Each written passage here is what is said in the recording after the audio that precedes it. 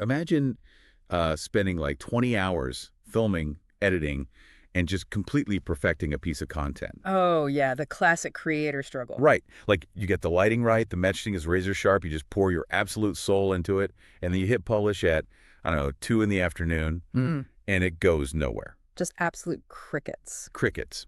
But what if I told you that if you had just waited, say, 15 minutes and posted that exact same piece of content at 2:15, it would have been seen by 10,000 people? It sounds wild, but it's entirely possible now. Yeah, that tiny 15-minute gap is, increasingly becoming the difference between going viral and being just completely invisible.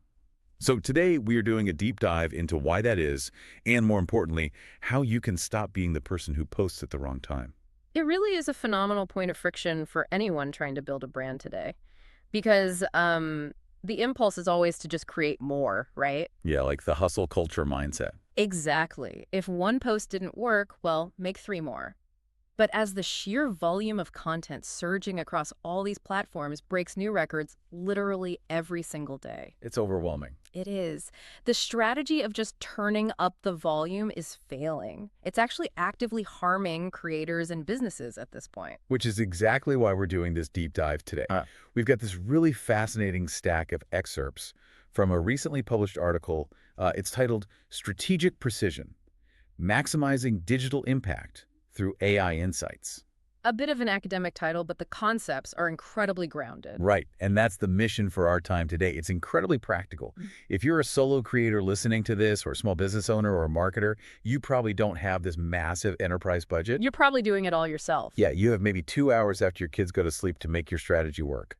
So you cannot afford these haphazard, throw it at the wall and see what sticks strategies. You just don't have the bandwidth for it. Exactly. So we want to unpack how embracing artificial intelligence and strictly data-driven decisions can take that massive burden off your shoulders so you can actually connect meaningfully with your audience, without burning out.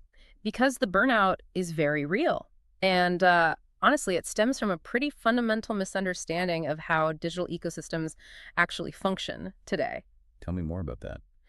Well, we are completely moving past the era where volume was a viable strategy. Like today, we really have to explore the mechanics of precision. Precision over volume. Right. Timing and platform selection are no longer these little afterthoughts.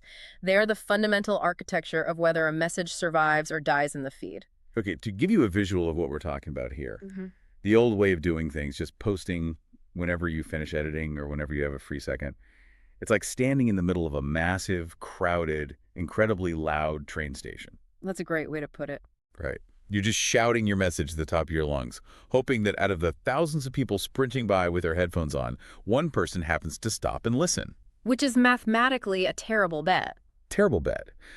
But the AI approach we're breaking down today, it's like having a heat-seeking system that bypasses all that noise entirely. It finds the exact right person. Yes, and taps them on the shoulder at the exact moment they sit down on their train, take off their headphones, and actually want to have a conversation.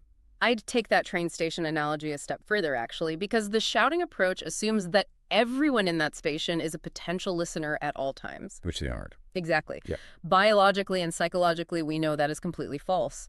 The tapping on the shoulder approach recognizes this fundamental truth of human cognitive behavior. Which is what, exactly? That we are only receptive to certain types of information under very specific environmental conditions. So to solve the problem of digital overwhelm, you have to stop looking at the platform and start looking at the human being holding the phone. Okay, let's start right there. Decoding the human holding the phone. Because the source material makes it really clear that analyzing audience behavior is like the bedrock of everything else we're going to talk about today. It absolutely is the foundation. Yeah, it points out that vast demographics exhibit these highly unique online habits based on time zones, obviously, but more deeply based on their lifestyle rhythms. Let's break down those lifestyle rhythms mechanically because it's fascinating. The text points out that younger audiences, so Gen Z, younger millennials, they exhibit significant activity spikes during late evenings or weekends. Which makes sense. Right. Now compare that to working professionals whose engagement windows are wedged into highly structured, very tight pockets. Like their lunch breaks or commuting hours. Exactly. Morning and evening commuting hour. Wait, let me push back on this a little bit. Are we just saying, young people stay up late late and older people work 9 to 5? Because that feels a little broad. It does sound a bit generalized on the surface. Yeah, like if I'm trying to build a sophisticated strategy, I feel like I need to know why that matters beyond just the stereotype. Well, what's fascinating here is that it's not about stereotypes at all. It's about structural constraints and cognitive load. Cognitive load. Yeah, think about the professional's day.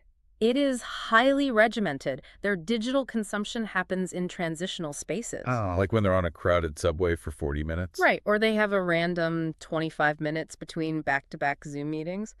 During those micro windows, their cognitive load dictates that they are looking for very specific stimulation. So they aren't looking for just anything. No, maybe high-level industry news or quick, easily digestible updates. They do not have the environmental luxury to sit down and watch a 45-minute documentary. They're in survival mode, essentially. Get in, get the dopamine or the data, and get out. Exactly, which is the complete opposite of a university student on a Thursday night. Right, they have way more time. That younger demographic often has a much more fluid schedule. So when they engage digitally at 11 at night, they are in a prolonged immersive state. They aren't rushing. They aren't rushing at all. They are exploring highly visual, narrative-driven content. They're diving into comment sections, participating in trends. The environment dictates the behavior. So the context is everything. Yes. If you serve a heavy, text-based B2B white paper to the student at midnight, it fails. If you serve a chaotic, loud, 3-minute meme compilation to the executive running between meetings, it fails. Okay, that makes perfect sense. The environment shapes the appetite. But the sources also highlight that these baseline behaviors aren't static.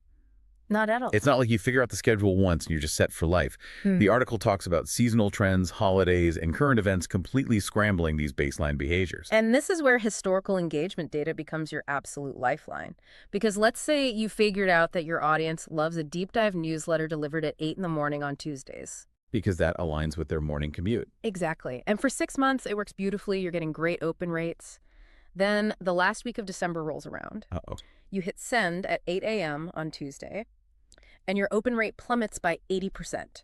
And if you're relying on your gut or just basic observation, you panic. You think, oh no, my content is terrible. They hate me. I need to completely rebrand. Right. You take it personally.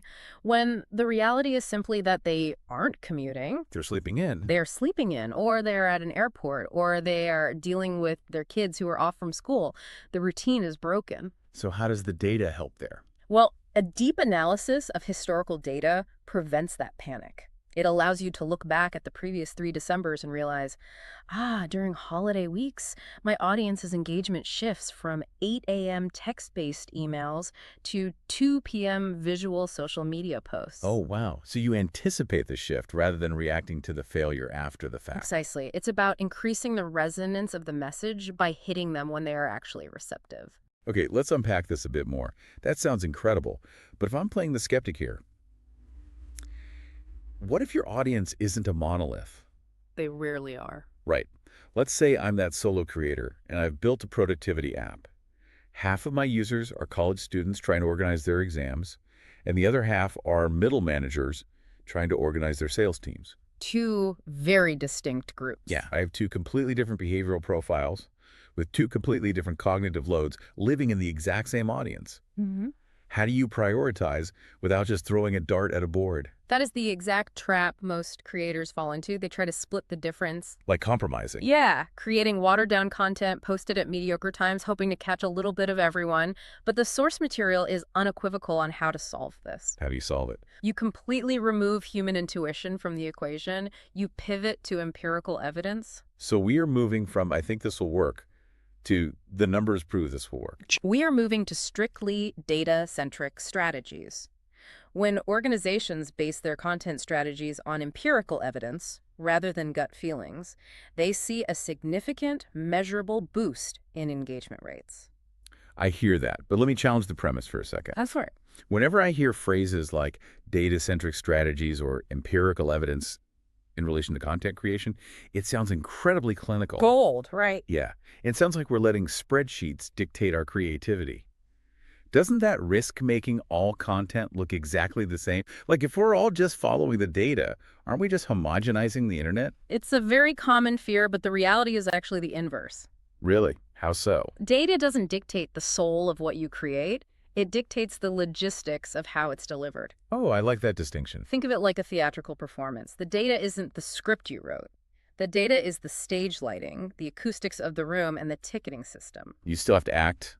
You still have to get up there and perform with absolute authenticity. But the data ensures that when you deliver your punchline, the spotlight is actually on, the microphone is working, and there are actually people sitting in the seats. I love that. The data is the stage manager. Exactly. And beyond the logistics, there is a deep underlying psychological benefit to this data-centric approach that the source touches on. What's the psychological benefit? It actually fosters stronger human connections. Wait, how does looking at a dashboard foster a human connection? Because of the end user's experience. Imagine you are scrolling through your phone. You are feeling a specific pain point. Maybe you are really stressed about an upcoming presentation. Okay, I've been there. Suddenly, an incredibly helpful, highly relevant piece of content about public speaking appears in your feed at the exact moment you have the mental bandwidth to watch it. How do you feel toward that creator? I mean, I feel like they're reading my mind. I feel understood. You feel seen, and that feeling of being understood leads to immense trust and loyalty. Because it's actually helpful in the moment. Right. When you adapt dynamically to what performance metrics are telling you, when you stop pushing the formats the data says they ignore, and you double down on the topics the data says they crave you are proving that you are listening to your audience. It's like a dialogue. It is a silent, ongoing conversation. That audience votes with their attention, and you respond by respecting that vote. But the mechanics of tracking that silent conversation sound like an absolute nightmare. It can be. Like if we go back to our productivity app example, Mm-hmm. if I have to manually monitor the lunch breaks of the college students on the East Coast, cross-reference that with the commuting schedules of the middle managers on the West Coast, It's too much. factor in the upcoming national holidays, and then adjust my posting schedule manually every single day, I wouldn't have any time left to actually build the app or make the content. It's beyond human capacity. It is entirely beyond human cognitive limits. The volume of variables, time zones, weather patterns, local events, shifting algorithms, it creates a mathematical matrix that no human marketing team, no matter how large, can process in real time. Right. And this is the turning point in the source material. This is exactly where artificial intelligence enters the picture to do the heavy lifting. Okay, yes. AI as the ultimate social media co-pilot. The article notes that these AI-driven solutions are designed to streamline the entire distribution process by utilizing machine learning algorithms. Which sounds very technical. It does. Let's pause here because machine learning is one of those buzzwords everyone uses but very few people actually understand. Sure. Can we do an explain it like I'm 5 on what machine learning is actually doing in this context? We aren't talking about a robot sitting at a desk reading tweets, right? Not at all. Let's look at the actual mechanics. When a human looks at a social media post that performed well, they see top-level metrics. Like likes and comments? Exactly. They see 500 likes, 50 comments, and maybe a few shares. They think, great, people liked my video about time management. That is human analysis. Simple, surface level. When a machine learning algorithm looks at that exact same post, it doesn't just see 500 likes. It sees tens of thousands of microscopic data points. Wait, like what? It sees the metadata. It registers that 60% of those likes occurred on mobile devices with the screen brightness turned down, implying nighttime viewing. Oh, wow. It calculates the scroll speed of the user before they stopped on the video. Huh. It measures the dwell time, meaning it knows if the user hovered over the video for 3.2 seconds before scrolling away or 4.8 seconds. That is incredibly specific. And it gets deeper. It cross-references the geographic location of every engagement with real-time weather data. Wait, really? It's factoring in the weather. Absolutely. Because behavioral data proves that a user in Seattle experiencing a heavy rainstorm is going to have a longer, slower scrolling session than a user in Miami experiencing a sunny Saturday afternoon. That is blowing my mind right now. The machine learning algorithm ingests all of this invisible metadata across a year's worth of your content. And then it identifies the hidden, complex patterns that a human could literally never see. So it's not just saying post on Tuesdays. Oh. It's saying post your 60-second vertical videos on Tuesdays at 8:15 p.m., but only if you're targeting the East Coast demographic, because historically that specific combination of variables yields a 40% higher completion rate. Precisely the level of granularity we are talking about. The AI identifies patterns that dictate optimal post frequency and preferred formats. So it's incredibly proactive.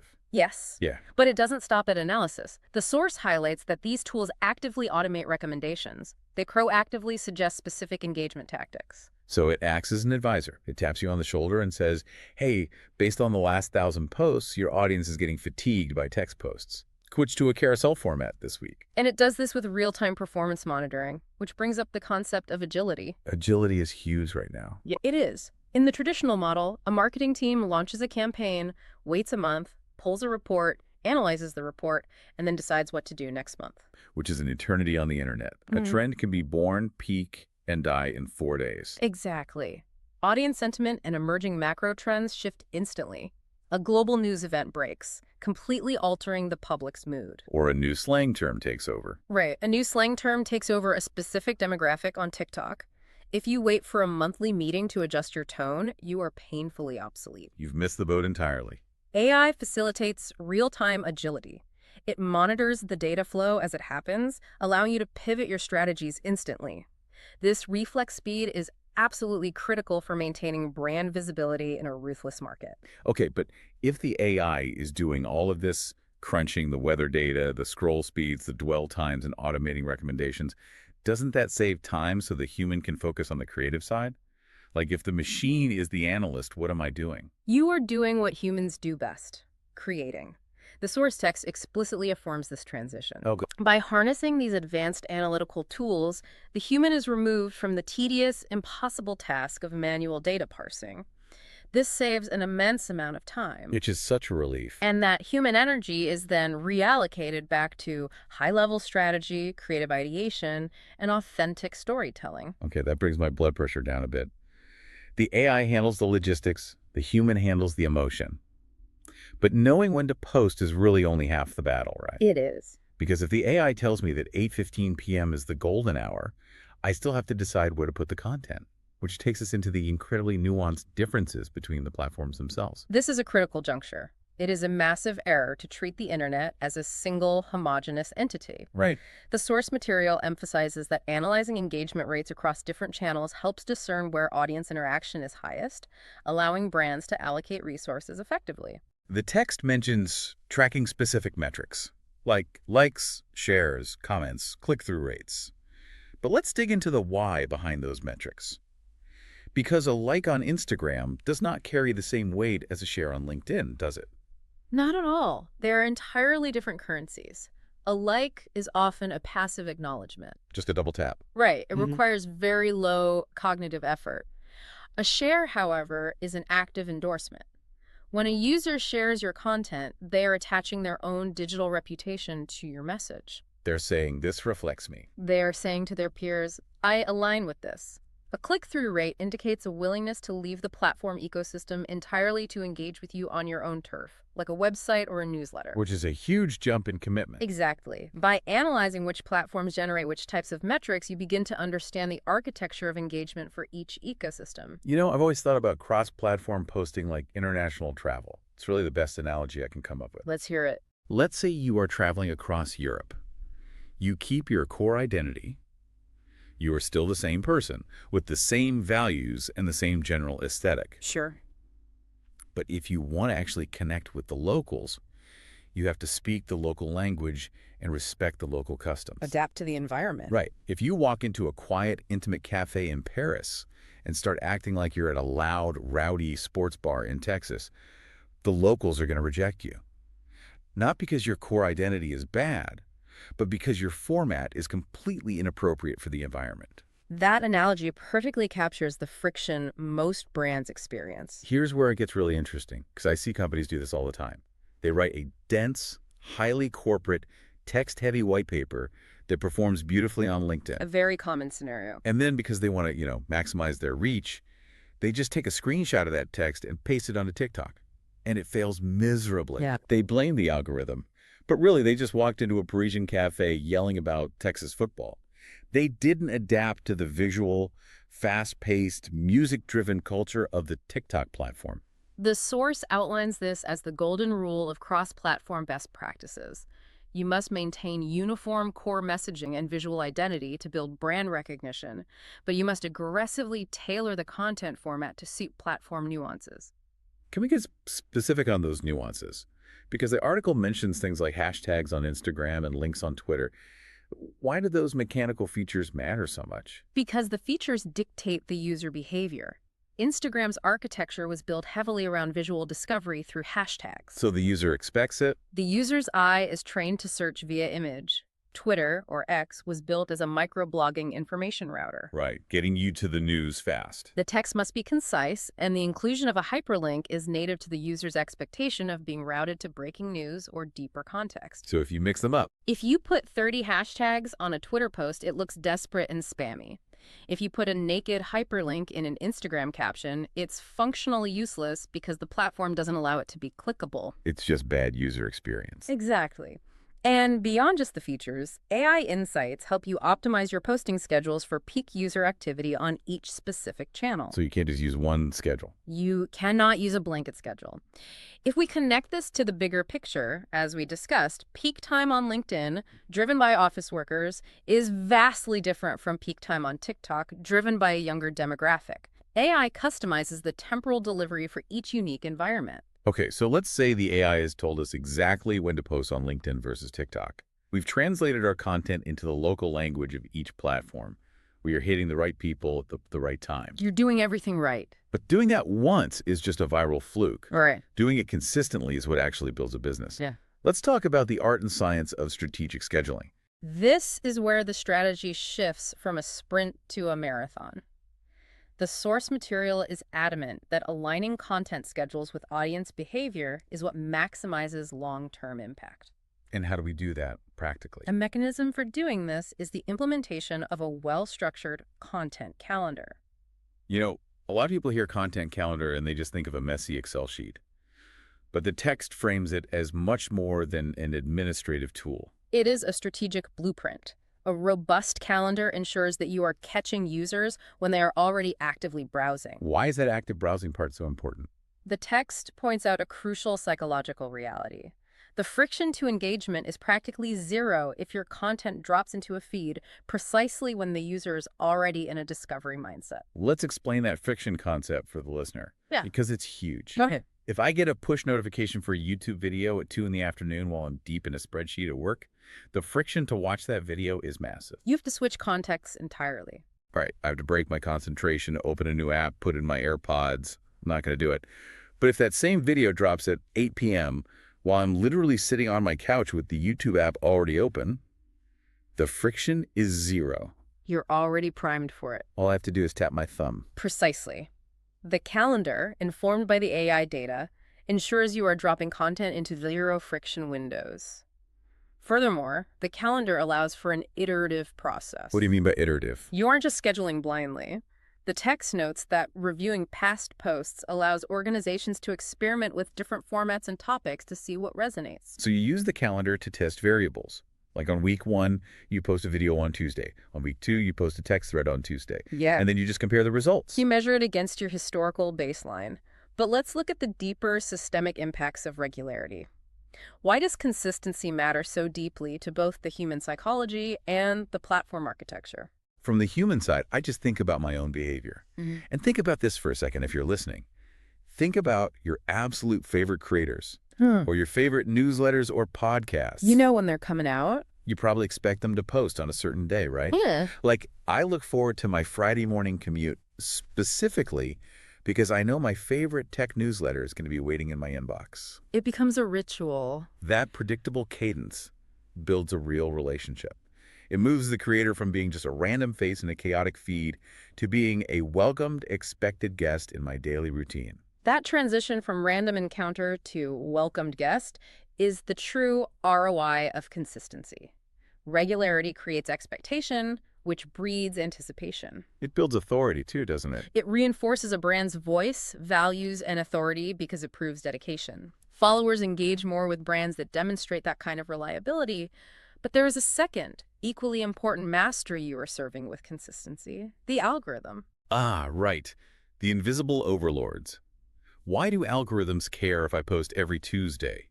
versus posting 5 times one week and 0 times the next. To understand the algorithm, you have to understand the business model of the platform. Social media companies sell human attention to advertisers. Right, that's their whole product. Their primary goal is user retention, keeping people on the app for as many minutes as mathematically possible. Therefore, their algorithms are explicitly designed to prioritize active accounts providing regular value. Because those active accounts are the engine keeping the users logged in. Correct. If you post erratically, the algorithm evaluates you as an unreliable partner in their goal of user retention. Wow, an unreliable partner. Think about it.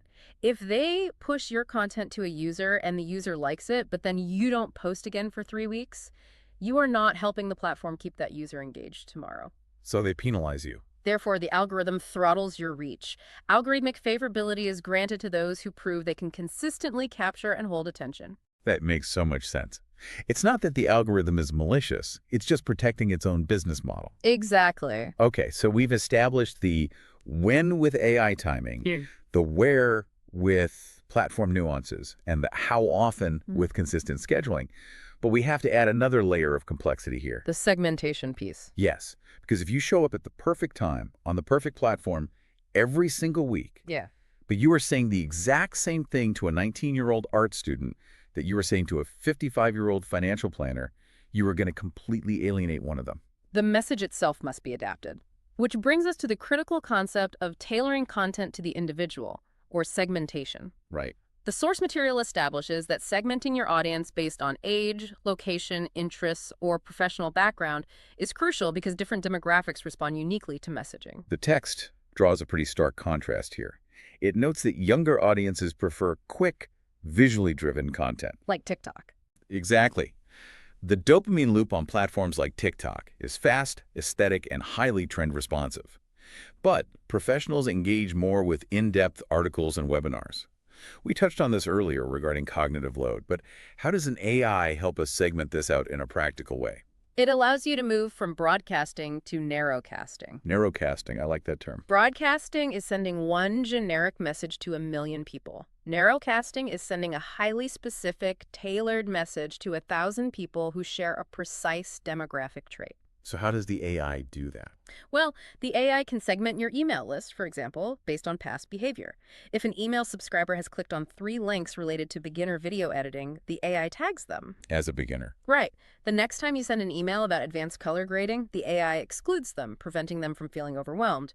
But when you send an email about the top 5 cameras for beginners, it sends it directly to them at their optimal open time. And when you personalize like this, the expert analysis in the text says it does 2 critical things.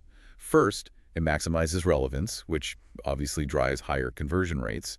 But second, it dramatically enhances shareability. Yes, the social function of sharing. Let's unpack the mechanics of shareability, because why do people share things? Shareability is perhaps the most powerful organic multiplier in the digital space. People do not share content just because it is good. No. No, they share content because it serves a social function for them. When a message is highly personalized to a specific pain point, say, a nuanced joke about the frustrations of being a middle school math teacher, the person who sees it has an immediate psychological reaction. I know exactly who else needs to see this. Right. They forward it to the 3 other math teachers in their department. And in doing so, they look insightful, humorous, and connected to their peers. People use your customized content as a vehicle to communicate something about themselves to their social circle. Exactly. Personalization drives this behavior because it proves you understand their localized challenges rather than just offering generic platitudes. So all of this, the timing, the platform choice, the scheduling, the segmentation, it creates a massive feedback loop. You utilize analytics to collect metrics on a piece of content. And then you adjust. Right. You look at the dashboard and realize, okay, our short-form video content for the 25 to 34 demographic is absolutely crushing it, but our long-form blog posts for that same group are flatlining. You make an agile adjustment. You pivot. You reallocate your resources away from the underperforming initiatives, and you continually foster innovation in the video department. A continuous feedback loop. You are perpetually refining your approach based on empirical reality, not ego or assumption. Which is incredibly powerful right now. But the source material doesn't stop at the present day. It looks toward the future trends. And if I'm being honest, the final section of this article is where things start to sound like science fiction. It really does push the boundaries. We're talking about hyper-personalization and predictive analytics. The shift we are about to witness is profound.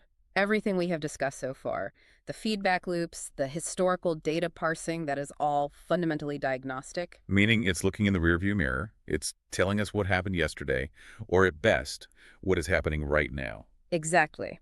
But the integration of AI is evolving rapidly toward predictive analytics. This means the machine learning algorithms will be able to analyze vast, complex data sets in real time to actually anticipate consumer behavior and preferences before they happen. Wait, let's stop there. Yes. Anticipate before they happen. Are we saying the AI is going to know what I want to watch tomorrow before I even know I want to watch it? In a way, yes. How does that mechanism actually work? The algorithm isn't psychic. It isn't psychic, it is statistical. Let's use a chess analogy. Current analytics is like looking at a chessboard and writing down the move your opponent just made. You know where the pieces are right now. Yeah, diagnostic. Predictive AI is like playing against a grandmaster who has analyzed every single game you have ever played in your life. Before you even touch a piece, the grandmaster has calculated your next 14 possible moves based on your historical tendencies, the current board position, and the statistical probability of human error. That is terrifying and amazing at the same time. In the digital context, the AI isn't predicting magic. It's looking at sequential actions. Let's say over the course of 3 days, you watch 2 videos about basic plumbing, you hover over an Amazon ad for a pipe wrench for 2.5 seconds, and you use Google Maps to find the nearest hardware store. The machine calculates the statistical probability of my next action. Yes.